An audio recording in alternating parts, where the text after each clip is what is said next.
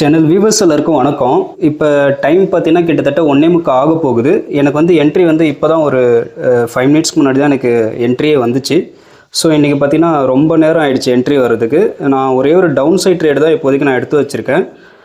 இன்றைக்கி சென்செக்ஸ் தான் எக்ஸ்பைரி வியாழக்கிழமை. பட் இருந்தாலும் சென்செக்ஸில் வந்து ரிஸ்க் ரிவார்ட் ரேஷியோ ரொம்ப போகிறார். ரொம்ப லேட் என்ட்ரி கிடச்சதுனால செல் பண்ணுற ப்ரீமியம் வந்து ரொம்ப கம்மியாக இருக்குது. ஆனால் ஸ்டாப் லாஸ் வந்து கொஞ்சம் அதிகமாக இருக்க மாதிரி இருக்கிறதுனால நான் வந்து இன்றைக்கி நிஃப்டிலேயே வந்து இந்த ட்ரேடை நான் வந்து எடுத்துக்கிட்டேன். ஸோ இன்றைக்கி ஒரு டவுன் சைட் ட்ரேட் தான் நான் ஃபாலோ பண்ணுற ஸ்பைடர் டவுன் சைடு அப்படின்ற ஒரு டவுன் சைட் ஸ்ட்ராட்டஜி பிரகாரம் தான் இந்த ட்ரேடை வந்து நான் எடுத்திருக்கேன். ஒரு 22 லாட்ஸ் வந்து 24,100 கால் ஆப்ஷன் வந்து நான் செல் பண்ணியிருக்கேன். ஸோ எனக்கு வந்து பார்த்திங்கன்னா இந்த ஏரியா இந்த கேண்டில் வரும்போது தான் எனக்கு வந்து டவுன் சைடு என்ட்ரியே கிடச்சிது. ஸோ எனக்கு டவுன் சைட் ட்ரேடே வந்து அந்த கேண்டில் அந்த ஏரியா வரும்போது தான் எனக்கு டவுன் சைட் ட்ரேடே எனக்கு கிடச்சிருக்கு.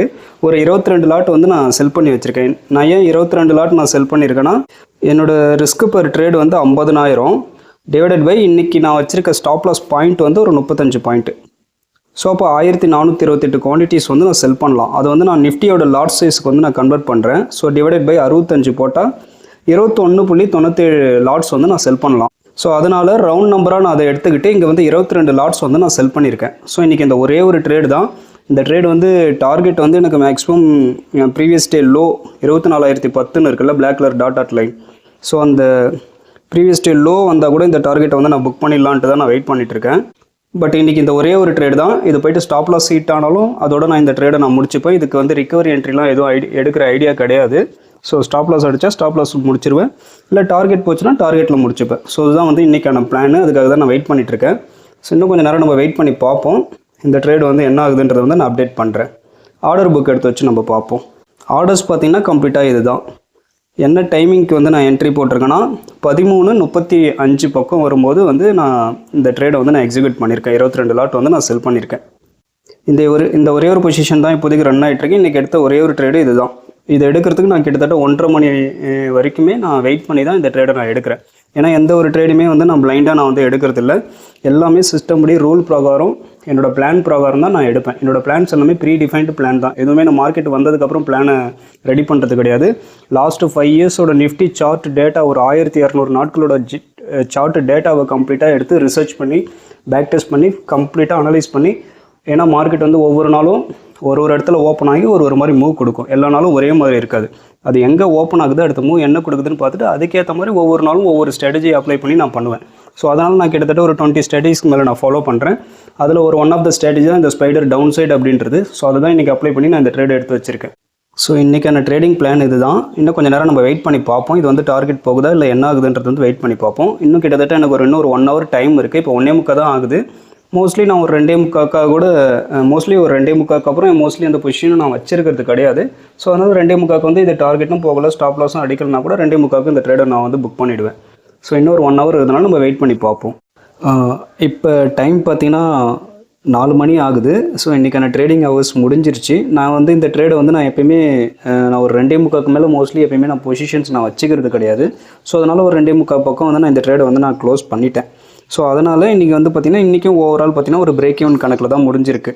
ஒரு 2,000 ரூபாய் வந்து மெயின் பொசிஷன் ப்ராஃபிட் கொடுத்துருக்கு, எட்ஜிங் பொசிஷன் ஒரு 500 ரூபாய் லாஸ் கொடுத்துருக்கு. ஸோ ஓவரால் ஒரு 1,500 ரூபாய் வந்து ப்ளஸில் முடிஞ்சிருக்கு. ஸோ இதுதான் இன்றைக்கான ட்ரேடிங் அப்டேட்டு. நல்லா நம்மளுக்கு ஃபேவராக தான் ஒரு 2 கேண்டில் ஃபார்ம் ஆச்சு என்ட்ரி எடுத்ததுக்கப்புறம். அதுக்கப்புறம் திரும்ப பார்த்தோன்னா என்ட்ரியான பாயிண்ட்லேயே போய்ட்டு முடிஞ்சிருச்சு. ஸோ நம்ம ஆப்ஷன் செல்லிங் பண்ணியிருக்கிறதுனால ஒன்றும் ப்ராப்ளம் கிடையாது. என்ட்ரியான இடத்துக்கே போனாலும் நம்மளுக்கு வந்து டைம் டிகே வந்து நம்மளுக்கு ஃபேவராக இருக்கிறதுனால என்ட்ரியான இடத்த விட்டு கொஞ்சம் மேலே போய் ஆப்போசிட்டில் முடிஞ்சாலும் பிரச்சனை கிடையாது. அப்பயும் நம்ம ஓரளவுக்கு நம்ம லாஸ் இல்லாமல் தான் நம்ம முடிப்போம். ஸோ அந்த மாதிரி தான் இன்றைய நாள் வந்து நான் முடிச்சிருக்கேன். இன்றைக்கி இந்த வீடியோ பார்த்ததுக்கப்புறம் நிறைய பேருக்கு தோணும், என்ன இவ்வளோ ஃபண்டை வச்சுட்டு இப்படி ஒரு நாளும் பிரேக் ஈவனில் முடிக்கிறாங்க, இப்படி ப்ராஃபிட் இல்லாமல் இவ்வளோ ஃபண்டை வச்சுட்டு இவ்வளோ சின்ன ப்ராஃபிட்டில் முடிக்கிறாங்கன்ற மாதிரிலாம் நிறைய பேருக்கு தோணும். ஓகேங்களா? ரொம்ப பிகினராக வரவங்க இல்லை மார்க்கெட்டில் வந்து நோவைஸ் ட்ரேடராக இருக்கவங்களாம் என்ன தோணுன்னா, ஏன்னா இது எல்லாமே எனக்கும் ஆரம்ப காலத்துலேயும் எனக்கு அப்படி தான் தோணுச்சு. மார்க்கெட்டு அந்த ப்ரைஸ் ஆக்ஷன்லாம் முடிஞ்சதுக்கப்புறம் என்ன தோணுன்னா, இங்கே வந்து பை பண்ணியிருந்தா இங்கே வந்து போய் செல் பண்ணியிருந்தா இதில் நல்லா ப்ராஃபிட் பண்ணியிருக்கலாம். அப்புறம் திரும்ப இங்கே செல் அடித்து இது வரைக்கும் நம்ம எடுத்துகிட்டு வந்திருந்தால் இவ்வளோ ப்ராஃபிட் கிடைச்சிருக்கும். அப்புறம் திரும்ப இங்கே பை அடித்து இங்கே போய் செல் பண்ணால் நல்ல ப்ராஃபிட் கிடைக்கும். இவங்களுக்கெல்லாம் ஒன்றுமே தெரியல, நம்மக்கிட்ட மட்டும் பணம் இருந்துச்சுன்னா நம்மளாம் எப்படி பண்ணுவோம். இவ்வளோ ஆப்பர்ச்சுனிட்டி மார்க்கெட்டில் கொடுத்துருக்கு. இங்கே ஒரு அப்சைடு மூவ் கொடுத்துருக்கு, இங்கே ஒரு டவுன் கொடுத்துருக்கு, அப்புறம் அப்பு கொடுத்துருக்கு, அப்புறம் டவுன் கொடுத்துருக்கு.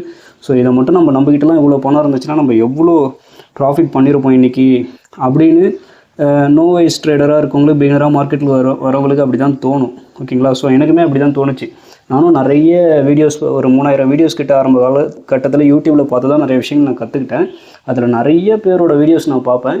அதுலேயும் ஒரு சில பேர்லாம் வந்து உண்மையாகவே நல்ல ட்ரேடர்ஸோட வீடியோஸ் நான் வந்து ஐடென்டிஃபை பண்ணி பார்த்துருக்கேன். ஸோ அவங்கெல்லாம் பார்த்திங்கன்னா மாதத்துக்கு நம்ம கேபிட்டலில் ஒரு 2-3% பண்ணிட்டாவே பெரிய விஷயம் அப்படின்னு சொல்லுவாங்க. அதெல்லாம் பார்க்கும்போது நம்மளுக்கு வந்து ஒரு மாதிரி இருக்கும், என்னடா இது மார்க்கெட்டில் இவ்வளோ பணம் ஒரு நாளும் டேர்ன் ஓவர் ஆகிட்டுருக்கு, இவ்வளோ தூரம் வருது, இவங்க என்னென்னா 2-3% பண்ணுறதே பெரிய விஷயம் சொல்கிறாங்களே, இவங்களுக்குலாம் என்ன ட்ரேடிங் தெரியுமா தெரியாதா, இல்லைன்னா இவங்களாம் இவ்வளோ சாதாரணமாக இப்படி சொல்கிறாங்க, இவ்வளோ கம்மியாக சொல்கிறாங்கன்னு எனக்குமே அப்போலாம் வந்து ஒரு மாதிரி தான் இருக்கும். அந்த மாதிரி நல்ல ஒரு ப்ரொஃபஷனல் ட்ரேடர்ஸை பார்க்கும்போது நம்மளுக்கு ஒரு மாதிரி தான் இருக்கும் அந்த டைமில். ஓகேங்களா? அதுக்கப்புறம் நாட்கள் போக போக போக இன்றைக்கி வந்து ஒரு 7 வருஷம் ஆயிடுச்சு நான் மார்க்கெட்டுக்கு வந்து. இப்போ தான் புரியுது அவங்க ஏன் அப்படி சொன்னாங்கன்றது.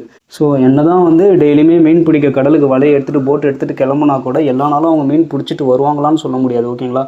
ஒரு சில நாட்கள் வந்து போயிட்டு வெறுங்கையோட கூட அவங்க திரும்புவாங்க. ஒரு சில நாட்கள் பார்த்திங்கன்னா நினச்சதை விட ரொம்ப அதிகமாகவே அவங்களுக்கு மீன்கள் கிடச்சிருக்கும். ஒரு சில நாட்கள் வந்து சுமாராக தான் கிடச்சிருக்கும். ஓகேங்களா? ஸோ அந்த மாதிரி ஒவ்வொரு நாளும் ஒவ்வொரு மாதிரி தான் இருக்கும். எல்லா நாளும் ஒரே மாதிரி இருக்காது. ஸோ நம்ம அதுக்காக இங்கே வந்து மீன் கிடைக்க மாட்டேதுன்னு இன்னொரு இடத்துக்கு போகிறது, அப்புறம் அங்கேயும் எதுவும் கிடைக்க மாட்டேதுன்னு இன்னொரு இடத்துக்கு போகிறது, இந்த மாதிரி வந்து மார்க்கெட்டில் வந்து இன்றைக்கி இது ஒர்க் ஆகலை, இன்றைக்கி இது கிடைக்கல, இன்றைக்கி இது வருது, நம்ம மாறி மாறி போயிட்டே இருந்தோம்னா எதையுமே நம்ம பண்ண முடியாது. ஓகேங்களா? ஸோ இப்போ ஒரு இடத்துல உட்காந்து நம்ம ஒரு விஷயத்தை நம்ம திரும்ப திரும்ப திரும்ப ரிப்பீட் ஆகும்போது அதை வந்து கண்டிப்பாக நம்மளுக்கு கிடைக்க வேண்டியது வந்து ஒரு ஆவரேஜான ஒரு விஷயம், நம்ம போதுமானது வந்து கண்டிப்பாக கிடைக்கும். நாம் வந்து அந்த ப்ராசஸை விட்டு நம்ம டிவியேட் ஆகாமல் ஒரே இடத்துல உட்காந்து நம்மளுக்கான வேலையை நம்ம செஞ்சுட்டே இருக்கணும். ஓகேங்களா? ஸோ அந்த மாதிரியான ஒரு விஷயம் தான் இந்த மார்க்கெட்டு. எல்லா நாளும் எல்லா பால்லையும் வந்து கிரிக்கெட்டை பொறுத்த வரைக்கும் எல்லா பால்லையும் சிக்ஸர் அடிச்சிட முடியாது, எல்லா மேட்ச்லையும் நம்ம செஞ்சுரி அச்சீவ் பண்ணிட முடியாது. ஓகேங்களா?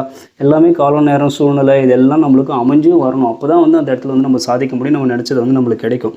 ஸோ அது வரைக்கும் நம்ம வந்து ஆட்டத்தில் நம்ம இருக்கணும், சஸ்டெயின் பண்ணி நம்ம எவ்வளோக்கு எவ்வளோ கேமில் வந்து நம்ம கேமை விட்டு வெளியே போகாமல் கேமில் இருக்கோமோ அந்தளவுக்கு நிறைய நம்ம லேர்ன் பண்ணுவோம், நம்ம ஸ்கில்லை டெவலப் பண்ணிப்போம். ஸோ நம்மளுக்கான ஒரு ஆவரேஜ் பெர்ஃபார்மன்ஸ் என்னன்றது வந்து ஒரு ஹிஸ்ட்ரி நம்மளுக்காக உருவாகும். ஓகேங்களா? ஸோ அதுதான் வந்து நம்மளுக்கு ரொம்ப முக்கியம். ஸோ இந்த வீடியோ பார்த்ததுக்கப்புறம் உங்களுக்கு புரிஞ்சிருக்குன்னு நினைக்கிறேன். ஒரு ப்ரொஃபஷனல் ட்ரேடர்னால் எந்த அளவுக்கு ஒவ்வொரு நாளும் தன்னோட வேலையை வந்து டிசிப்ளினாக கன்சிஸ்டண்ட்டாக பண்ணுறதுல தான் நம்மளோட ஃபோக்கஸ் இருக்குமே தவிர ப்ராஃபிட் அண்ட் லாஸில் ஃபோக்கஸ் வந்து பண்ண வேண்டிய அவசியமே கிடையாது. நம்ம வேலையை நம்ம கரெக்டாக செஞ்சுட்டே இருந்தோன்னா நம்மளுக்கு என்ன கிடைக்கணும்னு இருந்தால் அது கண்டிப்பாக கிடைக்கும். ஓகேங்களா? ஸோ இன்றைக்கான வீடியோ வந்து இதுதான். கண்டிப்பாக இந்த வீடியோ வந்து உங்களுக்கு யூஸ்ஃபுல்லாக இருந்திருக்கும்னு நான் நம்புகிறேன். மீண்டும் அடுத்த ஒரு வீடியோவில் நல்ல ஒரு பதிவோடு நான் உங்கள் எல்லாரையும் சந்திக்கிறேன். தேங்க்யூ.